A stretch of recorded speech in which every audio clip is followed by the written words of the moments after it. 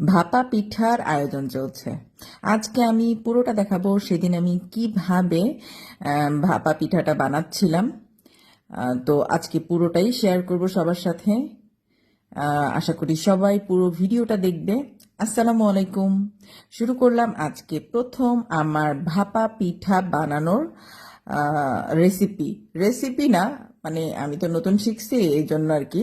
যাই হোক, আমি চাউলের গুঁড়োটা ঠিক করে নিলাম একটু লিকুইড দুধ দিয়ে, একটু লবণ দিয়ে।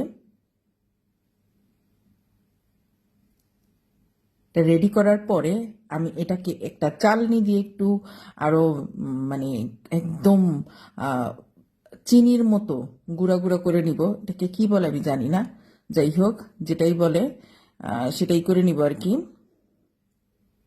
এই পিঠা বানানোটা আমি আসলে শিখেছি আমার বড় জার কাছ থেকে। আমার বড় যা মানে খুব ভালো বানায় এই পিঠাটা। তো একবার আমার শ্বশুরবাড়িতে যাওয়ার পরে আমার বড় যা কি কি করেছিল সেটা আমি পুরোটাই মুখস্থ করে ফেলছিলাম যে কিভাবে কি করতে হবে। তো যাই হোক, তার মতো তো আর হবে না, তবুও চেষ্টা করি। সাথে আমার শাশুড়ি সেই সাথে সাথে আমাকে ভাপা পিঠার জন্য একটা পাতিলও কিনে দিয়েছিল। তো এই হচ্ছে গুঁড়াগুলা রেডি করে নিলাম। তারপরে নারকেল এবং খেজুরের গুড়, সবাই দেখতেই পাচ্ছ। এই যে গুঁড়াটা কি সুন্দর, খুব ভালো লাগছিল দেখে। তো আমি সব রেডি করলাম। এখন এখন হচ্ছে পিঠা বানাবো। নারকেল, খেজুরের গুড় আর চাউলের গুঁড়াটাকে মিহি করে নিলাম। আচ্ছা, এখন আমার কাছে না বাটি নাই। হ্যাঁ, এই যে ভাপা পিঠা বানানোর এক ধরনের বাটি পাওয়া যায়, ওরকম বাটি না আমার কাছে নাই। পরে আর কি করবো, এরকম পিস ছিল আমার কাছে, তো সেটার মধ্যেই করলাম আর কি। তবু আলহামদুলিল্লাহ ভালোই হয়েছে। আমি তো ভয়ই পাচ্ছিলাম পারবো কি পারবো না। তো এভাবে গুঁড়িগুলো একটু দেওয়ার পরে তার উপরে একটু নারকেল দিয়ে দিচ্ছি।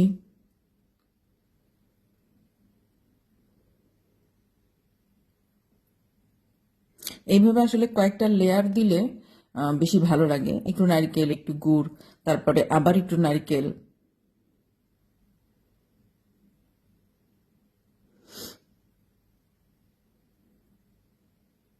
তো আমি গুড় দিয়ে দিচ্ছিলাম।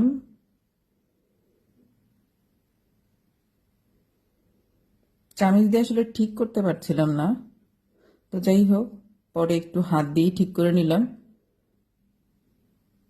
আজকে প্রথম তো, মানে আমি তো আর এতটা এক্সপার্ট না, এতটা না, টোটালি এক্সপার্ট না, টোটালি কিছুই পারি না, ওই শিখে আসছিলাম আর সেটাই মনে করে আর কি করছিলাম। তো যাই হোক, গুড় দেওয়ার পরে আমি আবার একটু নারকেল দিয়ে দিলাম। নারকেল আমার ফেভারেট, তো এই জন্য বেশি বেশি নারকেল দিয়েছিলাম। তো আবার একটু গুড় দিলাম। এভাবে কয়েকটা লেয়ার দিলে অনেক ভালো লাগে। আমি আগে শুধু কিনে খেতাম, আর বাড়িতে গেলে যেমন কেউ যদি বানায় সেই ক্ষেত্রে খেতে পারি, বাট আমি তো নিজে বানাতে পারতাম না। তো যাই হোক, অসংখ্য ধন্যবাদ আমার বড় চাকে, তার কারণেই আমার ভাপা পিঠা বানানোটা শেখা। তো যাই হোক, তারপরে আবার চাউলের গুঁড়োটা আমি আবার একটা লেয়ার দিয়ে দিলাম উপরে। তারপরে একটু ঠিক করে নিচ্ছি যেন ভেঙে না যায়।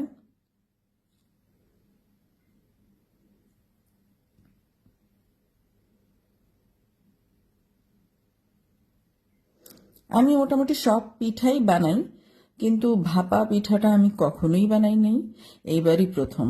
আমি অনেক ধরনের পিঠা বানাতে পারি।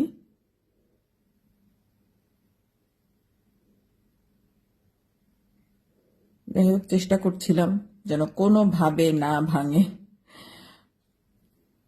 তা আমার ইচ্ছা ছিল কি, আমি এক একটা ট্রাই করব, একটা যদি সুন্দর হয় তাহলে বাকিগুলো মানে বানাবো, আর যদি সুন্দর না হয় তাহলে বানাবো না।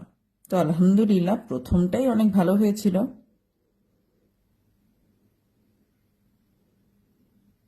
পুরোটাই দেখাচ্ছি, কারণ হচ্ছে আম, আমার মতো তো অনেকেই থাকতে পারে, তাই না, যে আমি যেরকম জানতাম না কিভাবে করতে হবে। তারপরে আমি একটা কাপড়ে করে এটা সেই পাতিলটার মধ্যে দিয়ে দিলাম স্টিমের জন্য। তারপরে এটা হচ্ছে লুক, ফাইনাল লুক। স্টিম হওয়ার পরে তারপরে দেখো পিঠাটা ভাঙার পরে দেখো এত ভালো লাগছিল দেখতে, খেতেও খুব ভালো লাগছিল। আসলে একটু লেয়ার বেশি দিলে ভালো লাগে। তো আশা করি তোমাদের কাছে ভালো লেগেছে। ভালো থাকবে সবাই, আল্লাহ হাফেজ।